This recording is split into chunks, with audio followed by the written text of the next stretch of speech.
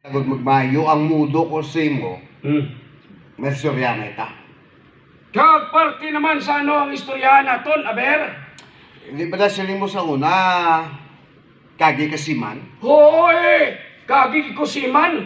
Ano gusto mo nga si Manaw? Si Manalang sweldo kon si Mananalom. Hindi kakakyaw mo.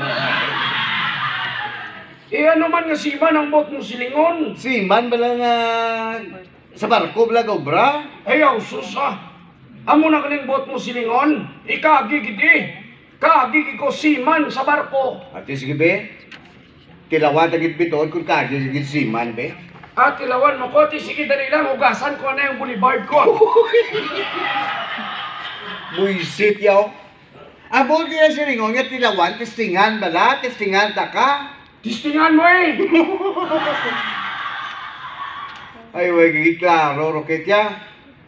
Ang buot ko silingon, pamangkuton ta ka. Kagano man ang ipamangkot mo sa akon. Pinabi ang arkila. Pamangkuton ta ka. Kagano ang ipamangkot mo sa akon. Pinabi ang angkla sa barko. Natural duwa eh. Isa sa una, kag isa sa likod. Very good. Ako pa ya, si Rokit pa. Dahil ba, magabot ang unang nga bagyo, anong imo sa angkla?